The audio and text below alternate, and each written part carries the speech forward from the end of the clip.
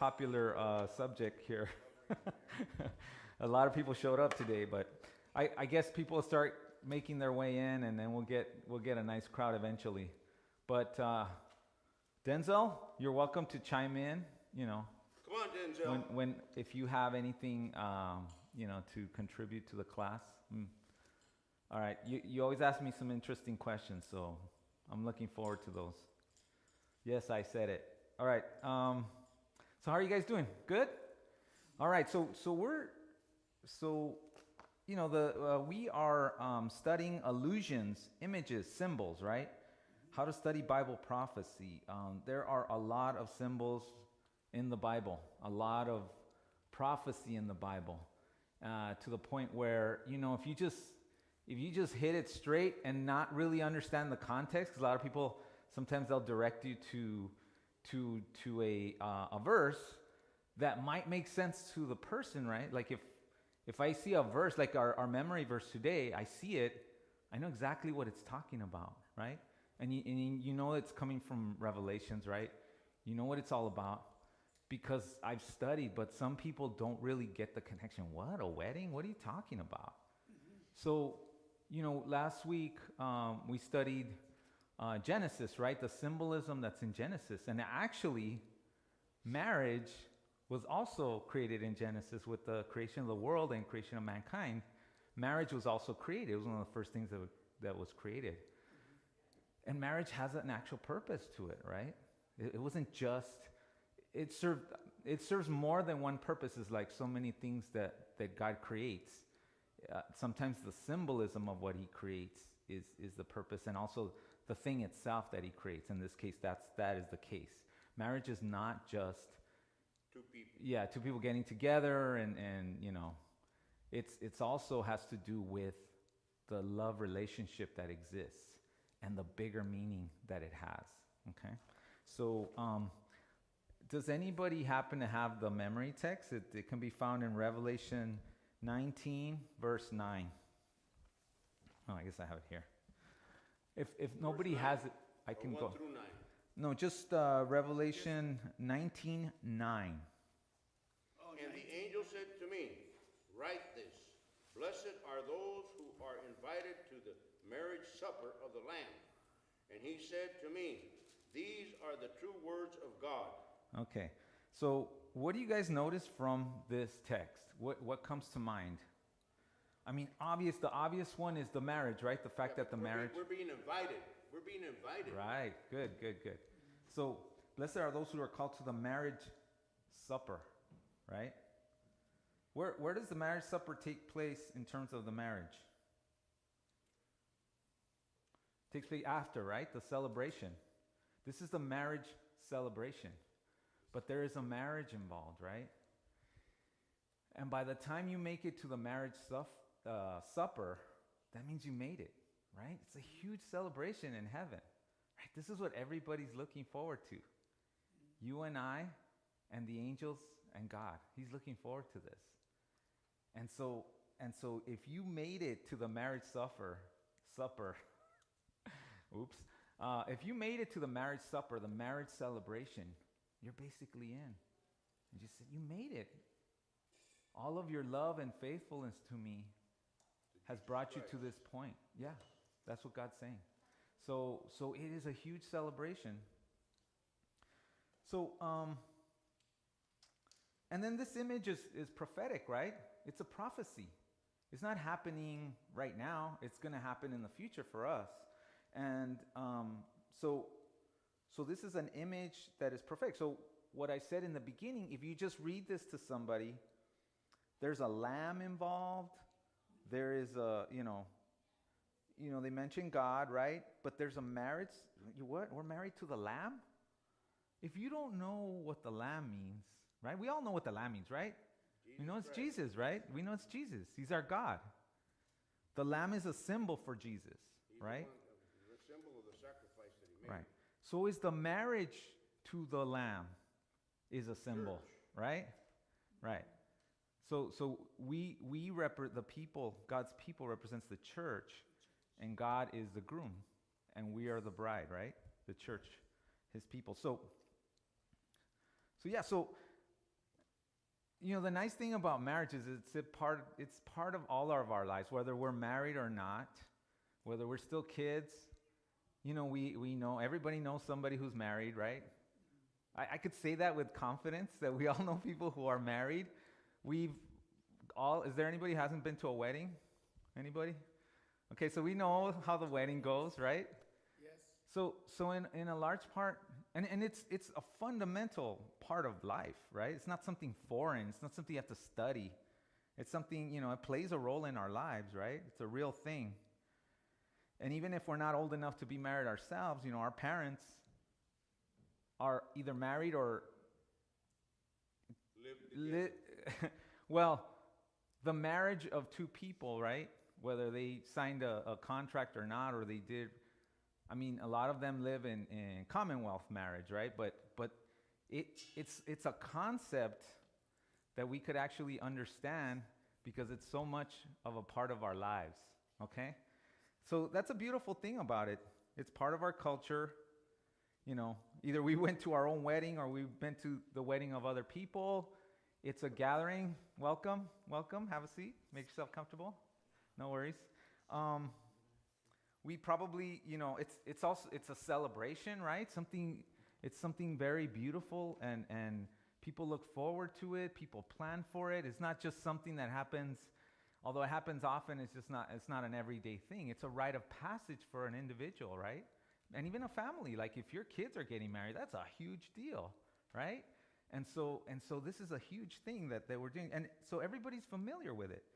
People have their own ideas of what marriage should be, right? Or what a wedding should be like. Some people think like if you're not spending at least tens of thousands of dollars, then it's not, you know. And then other people are just like, you know, it's really about us, right? And so people have different, but everybody's familiar with the concept of marriage. So it plays, like I said, it plays a dual role. Marriage is not just the ritual. It's not just the status, like you're married to somebody. It's also a symbol. Everything that's involved in that. Even the ceremony and the actual marriage itself, right? They play a purpose. So what this lesson wants to do is just bring up, and this doesn't get deep. What it's trying to do is just trying to introduce the concept and where you see it in various places in the Bible. I believe that later on in the quarter, they're going to get more deep, and so that they could just pull this symbol, and you'll already know what it means. So it's really to sort of introduce you into the concept of marriage and how it's tied to prophecy, right? And the symbolism that it has in terms of our relationship with God, right? Okay. So it plays various roles. Okay? So we're gonna get into it today. I'm gonna be checking my watch. It's not because I have something else to do, it's because that one's broken. So you know, for those people new to the class, we gotta get that clock fixed. And we wanna make sure we get everything in, you know, at least all the ideas in before the end of the hour. Okay. So keep in mind that the things that can go wrong with the marriage, and we all know that many things can go wrong with a marriage. I'm scanning the room because I don't want to like focus on anybody, but we all know that marriages, we're dealing with two imperfect people, right? And so things can go wrong. But even in the marriage between God and His church, right? God's perfect, and He sets a perfect example for us. And if we follow it, we can be perfect as well. But we are an imperfect people in God's church, right? And so the things that could go wrong with marriage that we're going to touch on can go wrong with our relationship with God as well, right? Does that make sense? So when we see things happening in the Bible, we have to look at it that way. When we see marriage in the Bible, right, whether it's directly supposed to be a symbol of something else, if God says, oh, you know, the kingdom of heaven is like this, right? And then He gives a parable. And it has to do with a wedding or something, some ritual, right? He's giving you a direct, like He's saying, this is what it is. But also, sometimes when a marriage is incidental to the story, the things that happen in that marriage also provide a lesson for us to tell us, about relationships and what God actually wants and what, say, we want or how things can go wrong, right? And you see that happen in the Bible. Sometimes things go really well, and sometimes things go really bad, like really bad. So, okay. So let's go into Sunday's lesson. Can somebody read for me? I have two scriptures, one in Genesis and one in Ephesians. Can somebody read Genesis chapter 2, verses 23 to 25? And then, welcome, sir. And then if somebody, who would like to read Genesis 2, 23 to 25? Okay. Brother Lopez. And then who would like to do Ephesians chapter 5, verses 29 through 32? Huh? Did somebody say hi? I mean, Who goes first? go ahead. You ready? Then the man said, "This at last is bone of my bone and flesh of my flesh. She shall be called woman, because she was taken out of man. Therefore, a man shall leave his father and his mother, and hold fast to his wife, and they shall become one flesh. And the man and the wife were both naked and were not ashamed." Okay, thank you. Especially that last one. I'll get to the last one first, but when you're one flesh, what does it mean? Are you actually fused together? Well, I think technically in that terminology, one flesh, obviously you move as a body together, but also you're having probably a child together, and that creates one flesh as well in a physical format. right. And God always Sorry for the speaks, breakdown. and because this is a marriage, God speaks about being one with his believers as he is one with God, right?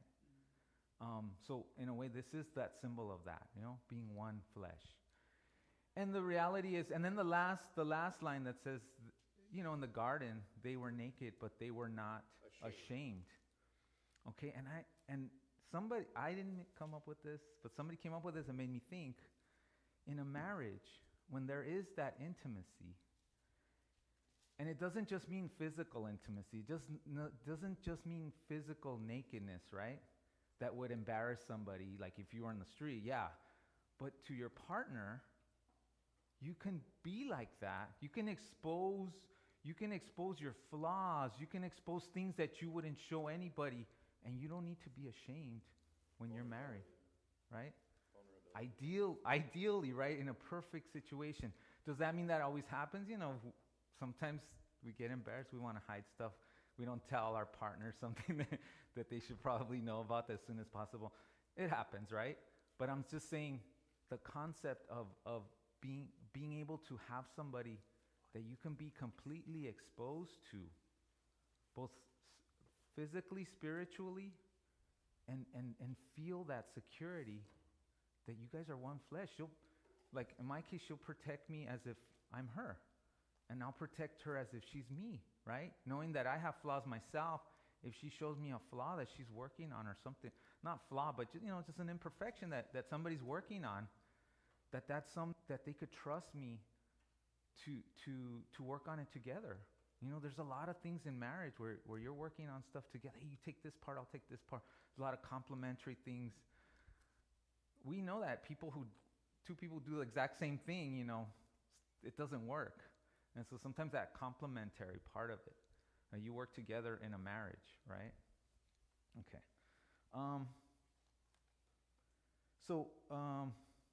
And then I wrote this. I mean, a lot of people are very, they're a little afraid just to tell somebody that they love them. Why? You can tell somebody that you love them. That puts you in a vulnerable spot, right? You're letting somebody know how you feel about them. And it doesn't, I'm not necessarily talking, a lot of times romantically, right? That's the way, the culture is, but also just a friend or somebody that you give your vulnerability to and say, hey, I care about you. I love you. To be able to say that to somebody and not feel like you're going to get punished for doing that. That they trust you enough to accept that love and say, hey, I love you too, right? Okay, so I just wanted to bring that up. Okay, so Ephesians chapter 5, verses 29 through 32. Would somebody like to read this? It's very important. Chapter 5 what? Chapter 5, verses 29 through 32. And this is Ephesians. Let's see. Oh, yeah, this is so small. I'll read it. Go for it, Mom. For no one ever hated his own flesh, but nourishes and cherishes it, just as the Lord does the church. For we are members of his body, of his flesh and of his bones. For this reason a man shall leave his father and mother and be joined to his wife, and the two shall become one flesh. This is a great mystery, but I speak concerning Christ and the church. All right, thank you. So that last line is really the connection, right? They're saying they are, I'll get to you.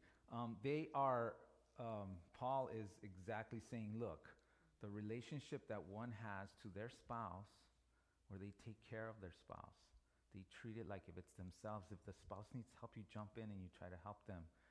Not just that, you offer, even if they're not asking for it, right? If you see something wrong, you try to do something about it, and you take proactive steps.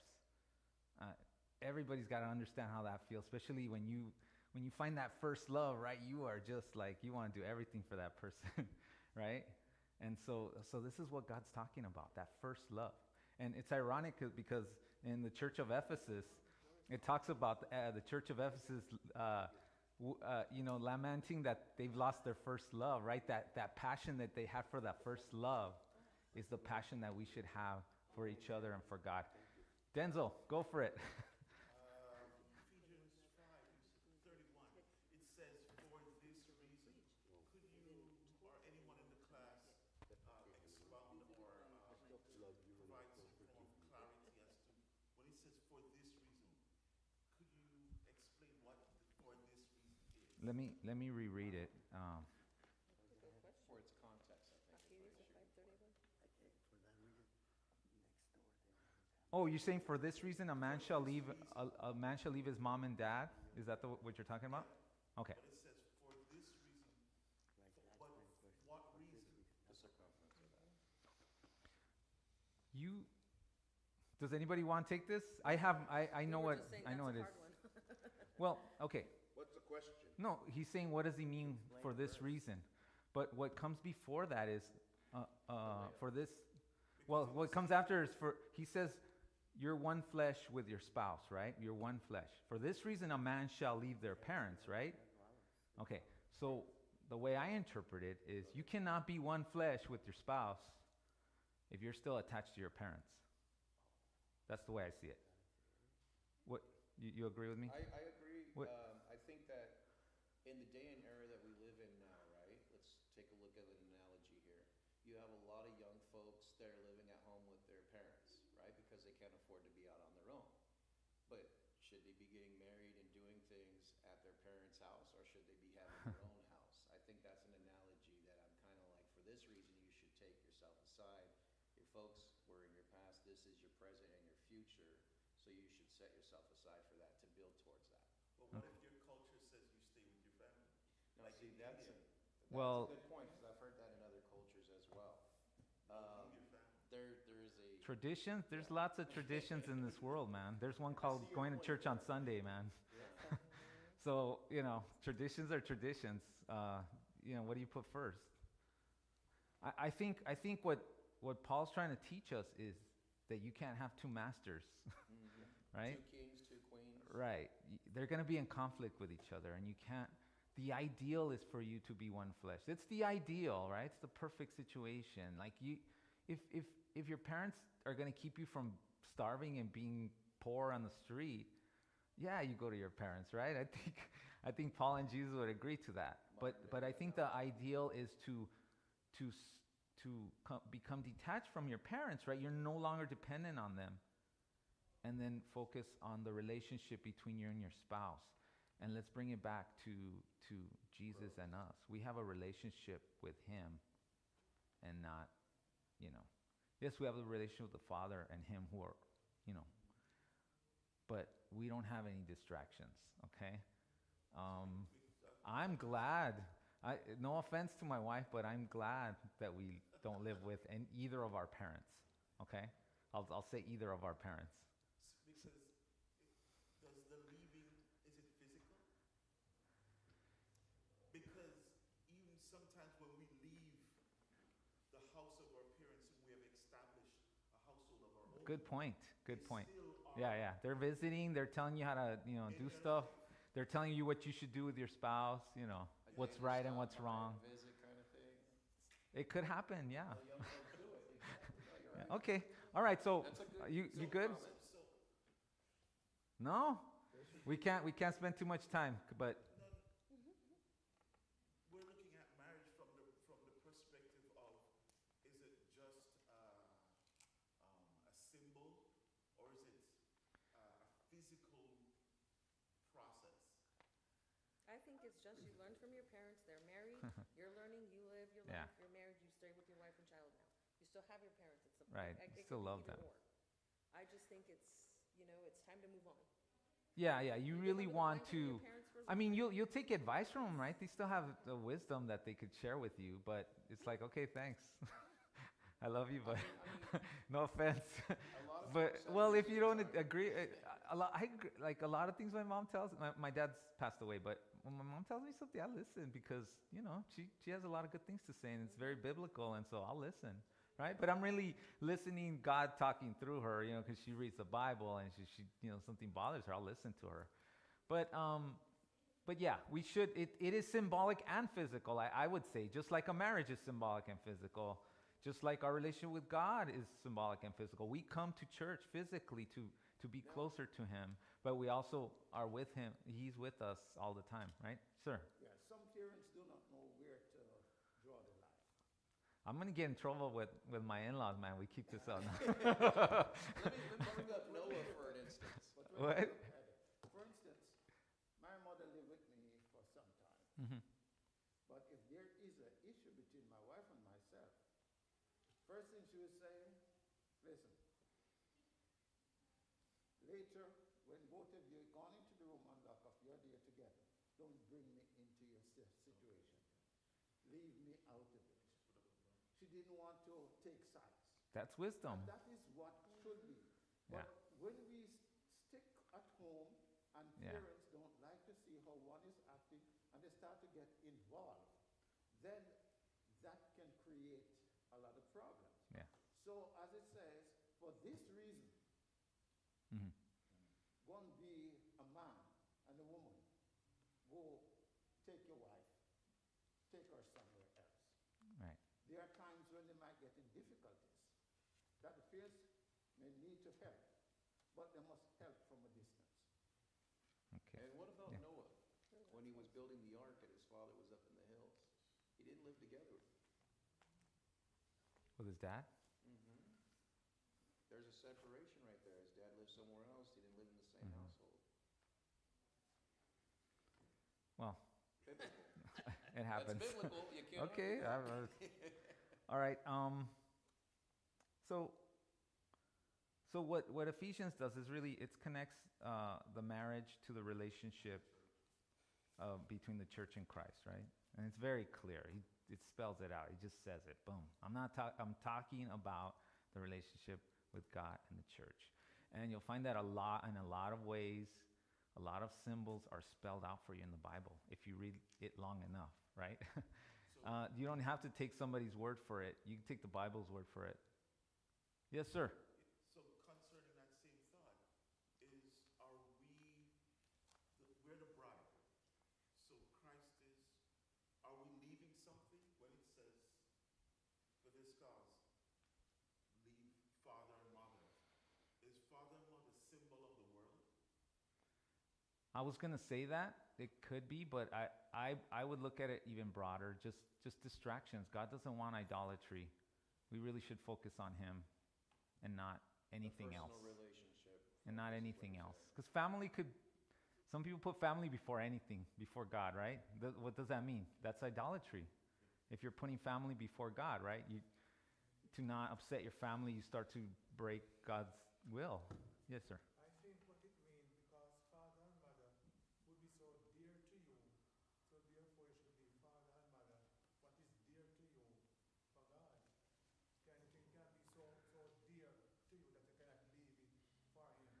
Right, but I'm trying to keep this at a high level, right? Where we're talking about the relationship with us and God. I understand.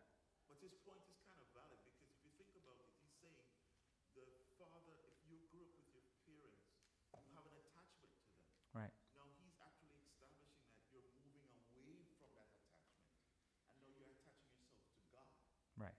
So it will actually. But that's let's keep the symbols. Let's keep the symbols. It's still a symbol. Let's keep the symbols separate, right? You're not separate. Like you're separating from your parents Right. to be with your wife, right? So that's a symbol, right? Your parents are something else, and your wife or your spouse. Because the It's nature two of that different relationship relationships. changes. Right. Right. The nature of that relationship, the relationship you have with your parents, now that you're having it with your spouse. Right. It's not that having a relationship with parent is bad. No, It's not that. No. It's that you cannot have a relationship with your spouse. You can't be one flesh if you're still over here being one flesh. You know, you haven't cut the cord yet. It's like playing on two basketball teams at the same time. You can't do it. You either belong to Right, one right. or you So I join want to the other. keep it on that level. It's true if you say, yeah, how could you not? You got to honor your parents. Yes, I agree. I totally agree. What he's saying, it still can be perceived from a symbolic perspective, what Uh-huh. I'm saying. Uh-huh. Because home is where your heart is, but you're leaving your father and mother from the symbolic perspective Right. of being attached to your parents. You're Right. not moving away. Oh, okay. Then in that case, that is what. Yeah, we're agreeing. I'm sorry. Yeah, but it is just understand that when you're talking about something symbolic, it's symbolic, okay? And that's what he was trying to say, right? He even said, "Oh, it's a mystery," but I'm talking about the relationship between you and God, or the church and God, right? And we got to keep it there, and so just keep it in mind. The way I look at it are things that could pull you away from the relationship you should be in, okay? Or at least 5 things that could pull us away from a relationship with God. Well, Yeah. I mean, if you look at your relationship with God, right? And you look at the relationships you have with everybody else, which one has main domain over your relationships? Obviously, it should be the one with God. Is that correct? Yeah. Okay. But if you have a relationship with somebody else that's pulling you away from that, what do? You have to choose. Okay, let's move on to Monday's lesson. What I was going to talk a little bit about, but I'm just going to mention it as a statement. A lot of the things we find in Genesis that God taught us are being attacked. They're being attacked by Satan, and and marriage is one of them, right? Marriage was established last week. We talked about the symbols that are found in Genesis. Guess what? Marriage is there too, but they devoted like a whole chapter to it in this lesson, right? So we're like kind of focused on marriage. But they're all under attack. It's all under attack right now. So the lesson asks, and you should think about this yourself. Think about the institutions that were established in Genesis. Think about the attacks that you find today in the media, in culture, where they're downplaying everything or saying it's not important and it doesn't matter, right? They're trying to say it doesn't matter. Ask yourself. We don't have time to discuss it because we could take the whole hour, but why? Why? Why is Satan going after that stuff? Okay? And I think it's a pretty obvious reason, but think of all the things that you find in Genesis, all the institutions, including the creation of the earth that God established, and then his rest on the Sabbath. And where people are attacking things that God created. Almost as if Genesis we should just ignore it because, they're just little stories, right? Think about who benefits from attacking Genesis and all the institutions that were established there, okay? Okay, so let's move on because we want to talk about more symbols. And this is an important one, and this goes throughout maybe the rest.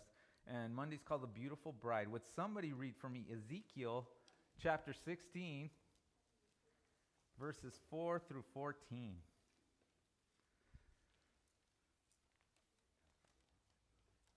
Yes, sir. And as for your birth, on the day you were born, your cord was not cut, nor were you washed with water to cleanse you, nor rubbed with salt, nor wrapped in swaddling clothes. No eye pitieth you, to do any of these things to you out of compassion for you, but you were cast out on the open field, for you were abhorred on the day that you were born. And when I passed you by you and saw you walling in your blood, I said to you, in your blood live, in your blood live. I said to you, in your blood live. I made you flourish like a plant on the field, and you grew up and became tall and arrived a full adornment. Your breasts were formed. You were and your hair and had ground. Yet you were naked and bare. When I passed you by again and saw you, behold, you were at the age of love, and I spread the corner of my garment over you and covered your nakedness. I made my vow to you and entered into the covenant with you, declares the Lord Jesus, the Lord God, and you became mine. Then I bathed you with water and washed off your blood from you and anointed you with oil. I clothed you also with embroidered cloth and showed you with fine leather. I wrapped you in fine linen and covered you with silk. And I adorned you with ornaments and put bracelets on your wrists and a chain on your neck. And I put a ring on your nose and earrings in your ears and beautiful crown on your head. Thus you were adorned with gold and silver, and your clothes was as fine linen and silk embroidered cloth. You ate fine flour and honey and oil. You grew exceedingly beautiful and advanced to royalty, and your renown went forth among the nations because of your beauty, for it was perfect through the splendor that I had bestowed upon you, Okay. declares the Lord God. Thank you.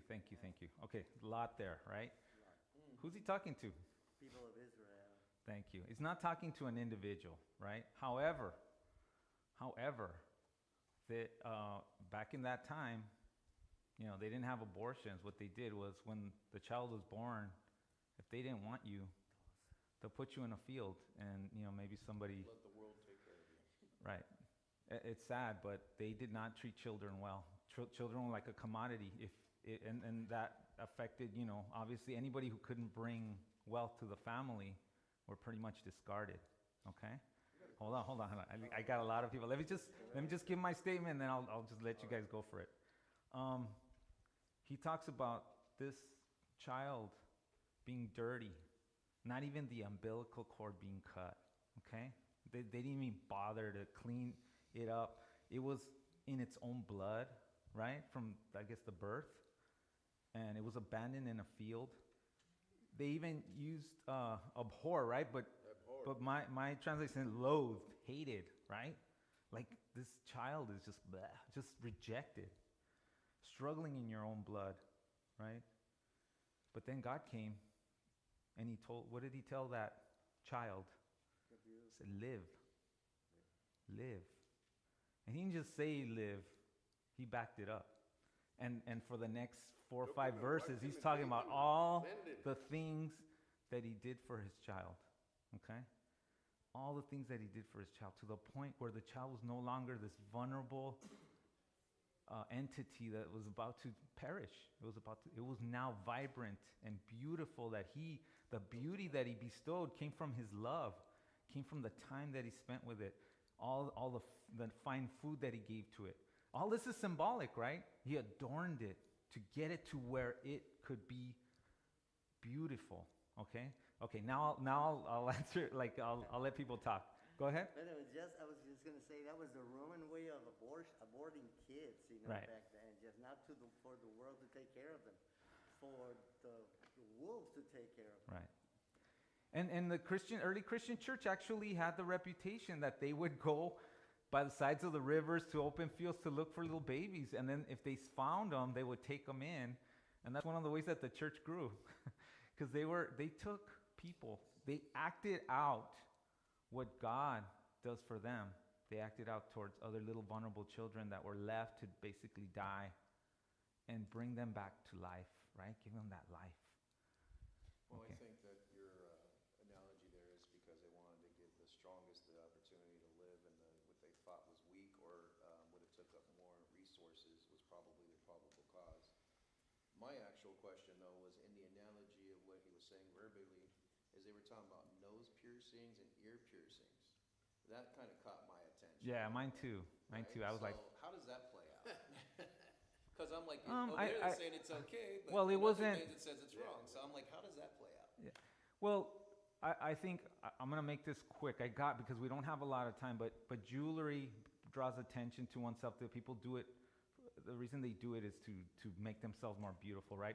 I think he's trying to create an illustration of beauty, right? I personally don't like nose rings, but some people think that makes you more beautiful. Or any kind of piercings. Hold on, my friend. Yeah, I know. A lot of this is symbolic because what he's doing is building up this child that was left in its own blood to something that's the symbol of. They even put a crown. Does that mean that person was a king or a queen? It's kind of it's showing the transition, right? So I believe that's the role it plays. I think the church frowns upon jewelry because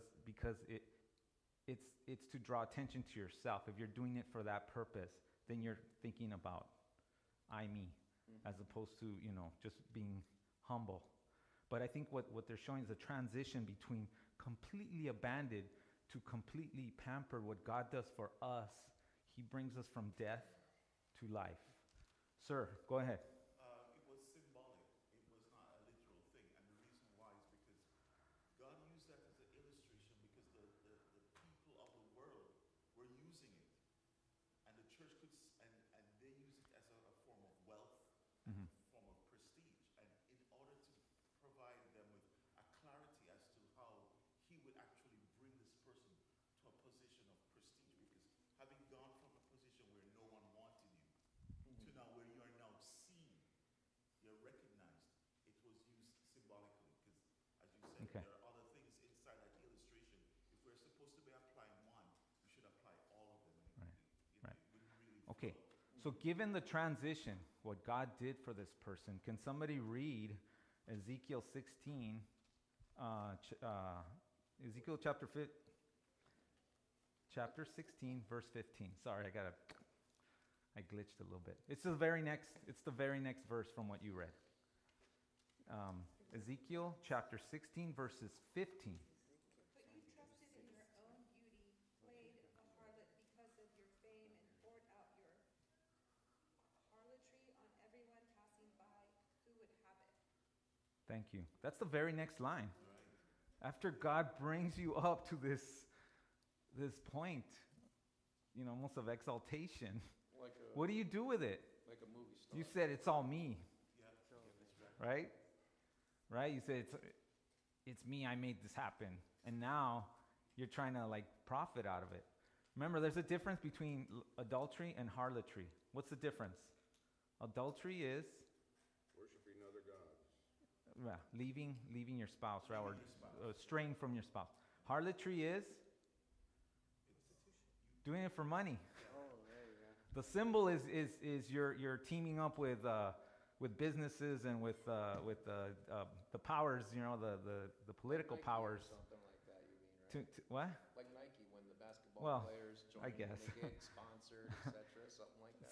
So harlotry is Selling being yourself. unfaithful for money. Adultery is you're just unfaithful. But either way, it's bad. Okay. So they talk about harlotry. That person is wanting to profit off of what God gave them. It wasn't so much just them leaving God. They probably were still saying that they were with God and they were out here trying to make money, right? I think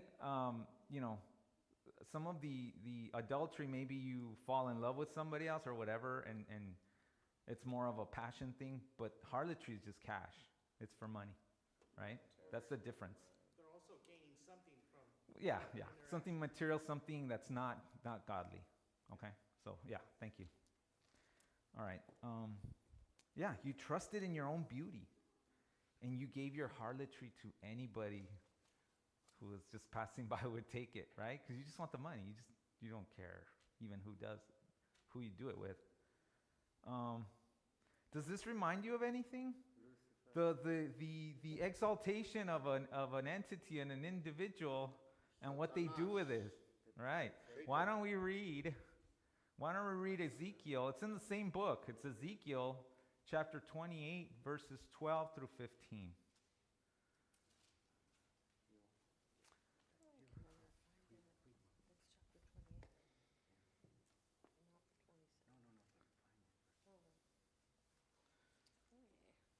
Ezekiel 28.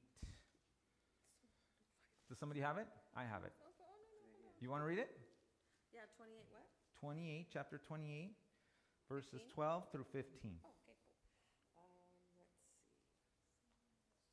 see. You were the seal of perfection, full of wisdom and perfect in beauty. You were in Eden, the garden of God. Every precious stone was your covering. The sardius, topaz, and diamond, beryl, onyx, and jasper, sapphire, turquoise, and emerald with gold. The workmanship of your timbrels and pipes was prepared for you on the day you were created. Did you say 14 too? Yeah. Okay. You were the anointed cherub who covers.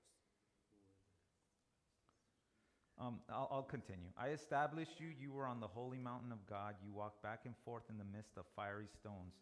You were perfect in your ways from the day you were created, till iniquity was found in you. And it goes on. But this is the danger of sort of that exaltation, right? The beauty, when you start to trust in your own beauty instead of understand. It's beauty. It could be your intelligence. It could be a lot of different things. Anything that you're really good at. When we start trusting in ourselves, that's basically our downfall. Okay? And that's the relationship that we should have with God. We should understand where our gifts are coming from. It's coming from the provider, the creator. Okay? And so the same mistake that Israel made was the mistake. Because the symbol is Israel, right? It's not, although this happened a lot and a lot of babies were saved, they were not all given, rings on their nose and crowns on their heads. They were just kept to survive, right? They were brought back to life. And their beauty might have been natural. But even they could have, even if they didn't have the crown or the jewels and all that stuff, they could still feel like, well, I have this natural beauty. It's all me. Thank you. I'm moving on, and then just try and make a profit off of it. So this is kind of an important lesson. And again, it is the symbolism.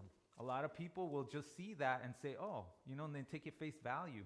But we have to understand what's behind the symbolism, right? When you talk to people about symbolism, you have to be conscious. Things that might just come to us naturally, like right away, we know what they're talking about. To other people, they're like, what are you talking about? So you really have to try to understand what the symbols are so that you can sort of translate it to somebody, give them the background, tell them why it's so dangerous to trust in yourself, right? Give them the example, and then maybe show the comparison to what happened to Satan, to Lucifer, right? Who was exalted, and he began to trust in his own beauty.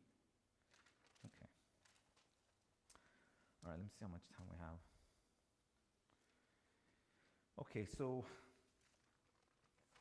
let's see. All right. I think we'll have time for this. Now, we studied Hosea, right? And everybody knows the story of Hosea. Do they? Do you guys know the story of Hosea? It's okay if you don't, because before we started studying, I had no idea, right? Okay, so Hosea's a prophet that God said, hey, I want you to go marry a prostitute. What? Right? I mean,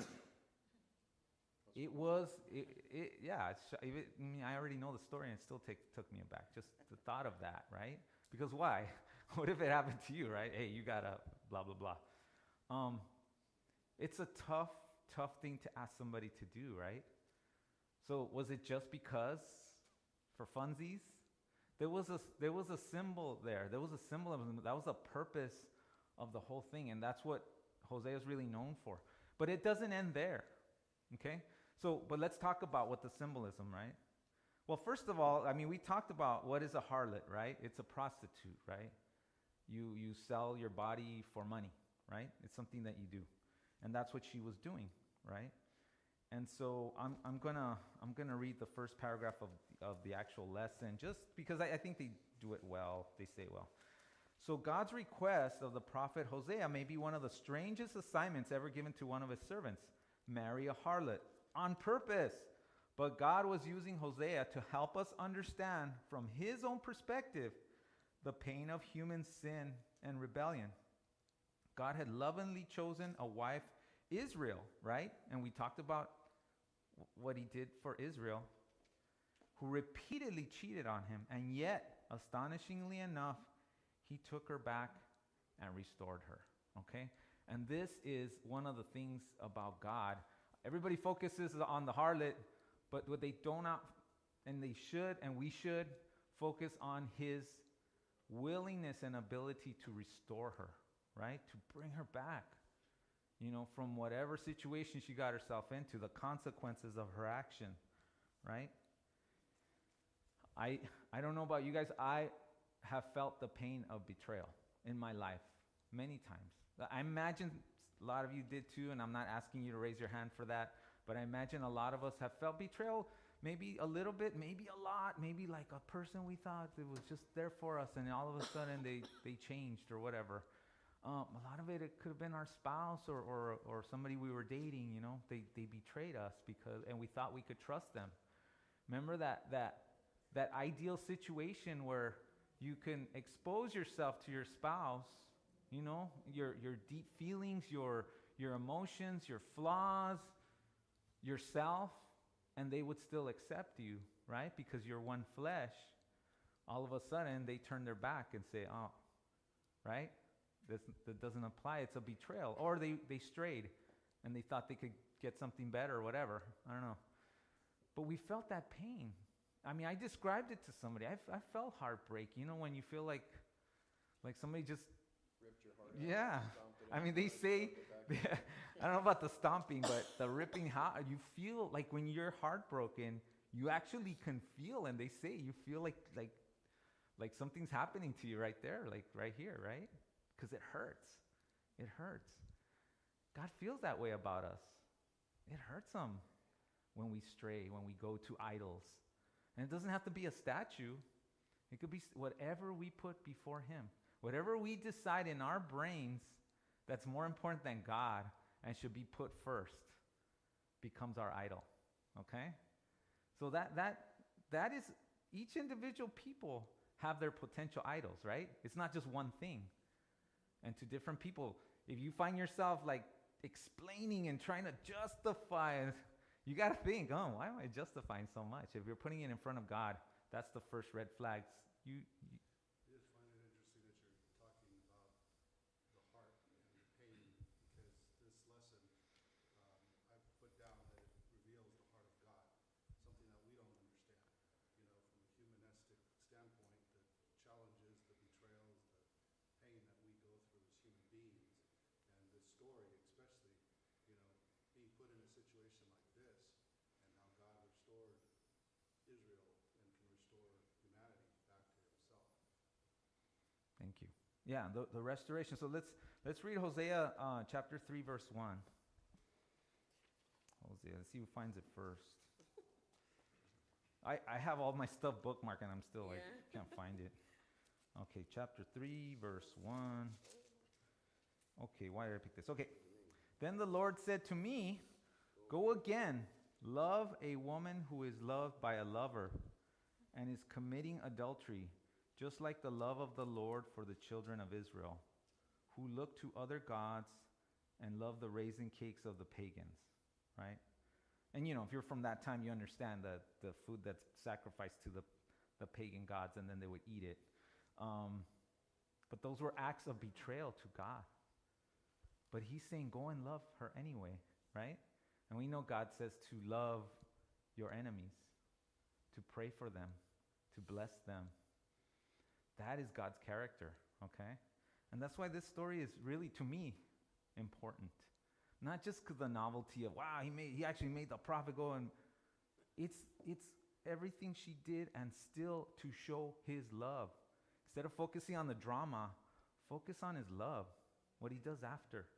What he does after she betrays him, and he's willing to restore. Okay? Compassion. Right. So, so the church, even after, Jesus came and the church was established and the church started to grow, the church went astray. The church itself, right, the bride, went astray. What happened? Like in the 300s, to gain membership, to get more strength or whatever, they started doing certain things that led them astray. They started putting other things before God's will, right? So they basically put things before God. Hold on one second. I will get to you. So what do? They, and this was when Romans were still in power. They changed God's day to Sunday. They started doing idolatry. They started to combine with the government, and they started to use their power. And they actually started to persecute the believers that saw the contradictions between what they were teaching and what was actually in the Bible. What did they do? In Revelation, it talks about the harlot, right? The church became the harlot, okay? And they did it to gain something, right? They wanted to stay viable. They wanted to stay alive, so they threw aside what God had guided them to do and started doing their own thing, right? And Revelation 7 describes the harlot as drunk with the blood of the saints, joined herself with the kings of the earth, and had the name on her forehead, meaning foremost on her thoughts, Babylon the Great, the mother of harlots, right? So the unfaithful church was a corrupt religious system, right? It abandoned God's truth. It's changed the Sabbath to Sunday, started to worship images, persecuted the faithful, and joined political power. So that's something that happened. Okay, go ahead. I just found it interesting, the lesson where because God's people wandered outside of their relationship with him in order to find, in quote, solutions for perceived problems. Right. But what was their problem? The problem was they might not been getting enough membership, might not be raising enough revenue, right? So they had to make the church more popular. So instead of showing people God's love, they say, well, let's just do what people want. Let's give the customers what they want, and then they got paid, right? But in that, they strayed. It became idolatrous. So that's something that's where the parallel is, okay?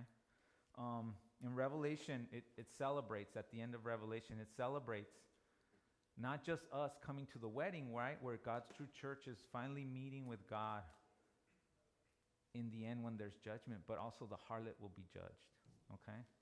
But there's good news, and we already got a taste of it, and as part of the three angels' message, it says, come out of Babylon, right? So God's talking to his church. God's talking to the people that are part of this relationship already. Come out of Babylon, okay? God will redeem us. Just the way Hosea redeemed his harlot wife to the point where she must have gone in today's terms, human trafficked, because she was already a slave, and he had to go and buy her back. But he was willing to do that, and he was willing to put all his love back into her. Almost like the image that we see in Ezekiel, where there was somebody hitting rock bottom and being able to bring them up to the point where they're now living a blessed life, right? So God is always going to be there for us, right? All the way up until the end. There will be an end and there will be a judgment. But right now, God has his arms open. He's putting his hand out for you to shake. Are you going to just leave him hanging, right? When somebody holds their hands out for you to shake, you're not just going to leave them hanging, right? You're just going to give them your hand, and that's what God's doing right now. So you got to ask yourself, where am I in this relationship? Who am I aligned with? We have a choice. We can align ourselves with the world, or we can align ourselves with God's church, right? We could be the bride. And when we do make that choice, that's going to determine what's going to happen in the end. And trust me when I tell you, God is waiting. He's waiting to celebrate. All right? And he's going to celebrate with you when you do join the church. When you do join him in the heart, right? I don't mean just showing up to church, but I mean getting to know him, reading about him, understanding his love. Not just the drama behind the Bible stories, but also what it means, the symbolism. A lot of people, even this is Resurrection Weekend. And I think not just of the suffering that God did, but why he suffered. He suffered for us. Remember, the love behind that suffering. It's really easy to get caught up in the suffering. Oh, how would it feel to put a nail in your hand? And then we forget. But he did it for us. He said, people try to stop the guards, and he said, no, I chose this, right? And he made it very clear that it wasn't going to be pleasant. He knew it wasn't going to be pleasant. It was sacrifice that he gave. He felt a lot of pain, but he did it to bring us back to him. That's what he was willing to give up for us. Keep that in mind. And then he triumphed over death. So he's fulfilling his promise. And that is, in itself is an act of love. Fulfilling your promises, right? So he's doing that. So keep that in mind this weekend. He did it to redeem us. We are that child that's in the field, right? Dirty, abandoned, loathed by the world. It's the world that abandoned us, right? But God will pick us up, and he'll take us to places that we couldn't even dream we could be. Okay.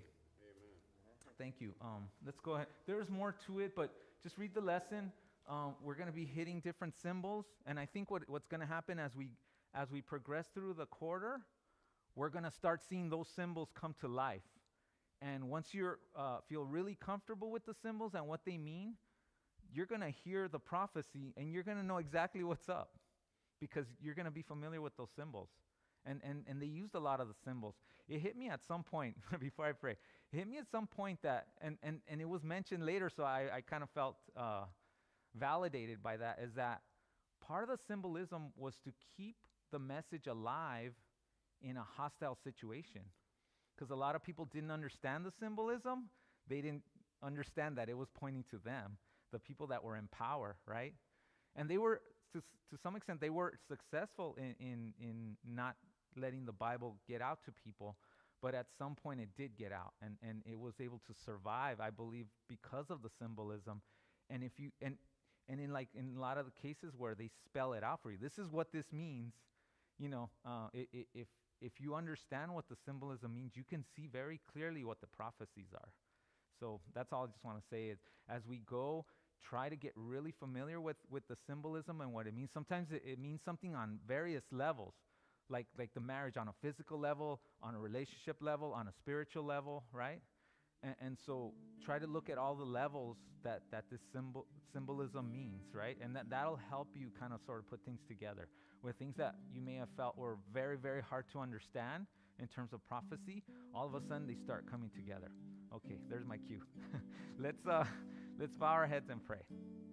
Dear Lord, Father in heaven, once again, we thank you for your word. Thank you for the guidance that you give us, and most of all for the love, Lord, that you bring us out of nothing and make us your children, Lord. So help us understand this relationship. Let us be a part of it. Let us be with you, Lord, and let us understand the love that you have for us.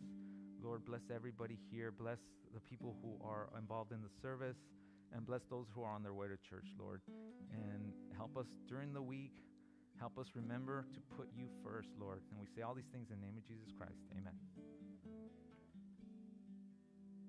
Amen.